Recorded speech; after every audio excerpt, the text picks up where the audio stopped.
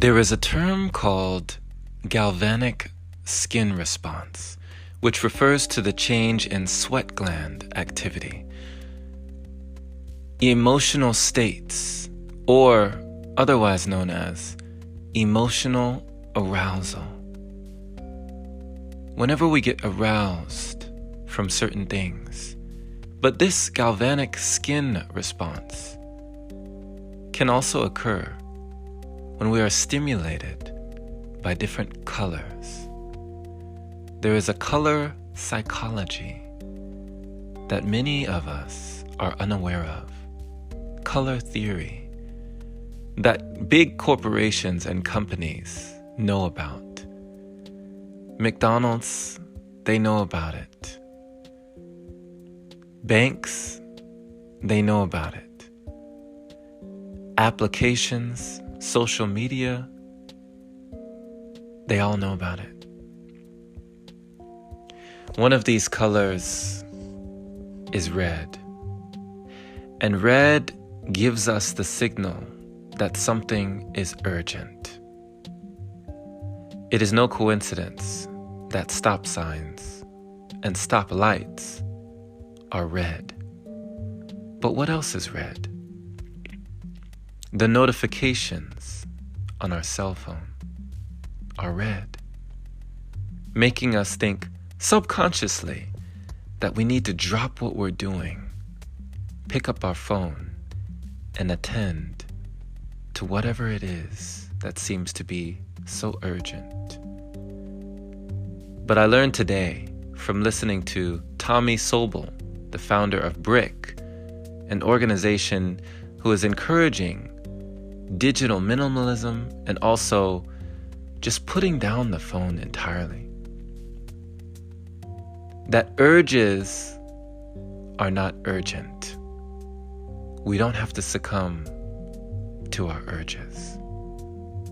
We don't have to be used by our technology, but we can use our technology. Tommy Sobel, a man who broke away from his cell phone and found that real life, reality, was much more fulfilling. This man, who I heard share his testimony tonight, asked himself the question, why aren't I more focused? Why aren't I making more money? Why don't I have more energy? Why don't I have more clarity? Why don't I have more fulfillment? And when he looked at his screen time, he realized that he was spending on average 10 hours a day on his cell phone. Now, in a year's time, this is 5 months out of every year. 5 months.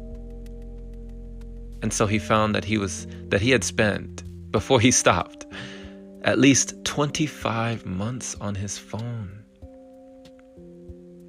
10 hours of every day.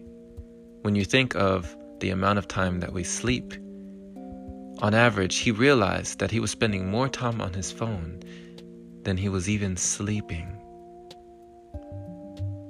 5 months out of the year. And when he did the numbers, when he did the math and saw this daunting figure, he realized that all the time he could have spent working on his goals, working on his dream, working on his health, working on his fitness, working on his mind, working on himself, he was devoting to his technology. Instead of using his technology, he was being used by his technology. And he really inspired me tonight when he spoke on this. You know, there are many social platforms today, and if you've ever seen the documentary, The Social Dilemma, you might even ask yourself the question, if something is free, am I the product? So, There is a cost whenever something is taken away. We are given technology and our time is taken away, right? But we have FOMO, this fear of missing out. What if I don't see this certain thing? What if I don't get to be a part of this thing? What if I don't have this interaction with my people, my tribe? And that's all well and good. I'm all for social connection, collaboration, and togetherness. But what about you? What about you? Something Tommy mentioned was something he learned from Brené Brown, and that is, the most compassionate people are the most boundaried. That actually, when you have boundaries and when other people have to respect your boundaries, it says a lot about you and a lot about your respect, not only for yourself, but for others. When you keep to a timeline and you don't go over just for the sake, you actually increase the value of your time and others see you as more valuable as well. But it is compassionate. It is an act of compassion to have love for you, your time, and your needs. It teaches others to do the same. So structure. There is something good that can come out of being a little bit outside of the norm. When we speak of the colors,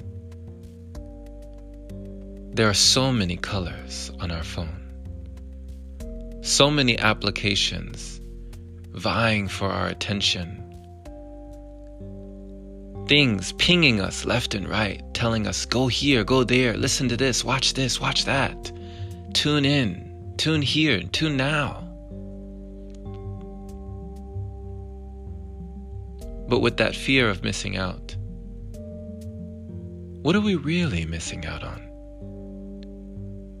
What are you missing out on when you're on your phone? It is a question that I started to ask myself. So these days, I've had my phone on a setting called grayscale. This turns all the color on my cell phone to black and white. No color. On every application, it is black and white. Every time I'm on a Zoom call or I'm watching a video, it is black and white. Now, to the average person, this might sound boring. Like, why wouldn't you want any color? Like, that's boring, that's mundane. Exactly. Precisely the point. Because real life is exciting. And if we understand that certain chemicals are being produced, dopamine, all sorts of things firing off in our brains whenever we are on our devices, stimulating us, enticing us to stay, making that a little less interesting will make life a lot more exciting. Giving you the ability to go for a walk in the forest, in wonder, bewilderment, fantasy, and childlike curiosity. Instead of being controlled by your phone, you be the one in control. Set aside time each day Have no phone zones in your home. And have activities that you do where you do not think of picking up your device. Take the advice from Tommy Sobel. And for a part of every day, turn your phone into a brick. This is the man that went from being on his phone 10 hours a day to only 1. If he can do it, so can we. Thank you for listening, my friend. This has been Jerome Shaw on TOP, the Open Palm Podcast here in San Antonio, Texas. I trust you received an encouraging message letting you know that there is more to life than this device. Share this with someone who needs to hear it. And if this is your first time receiving this podcast, subscribe for more inspirational messages. And if you'd like to support, head on over to anchor.fm/jshaw. Clicking the support button there is much appreciated. Shout out to all the wonderful supporters who continue to donate, making it possible for episodes like this. Have a blessed day or night, wherever you are, my friend. Enjoy life. And as always, take care.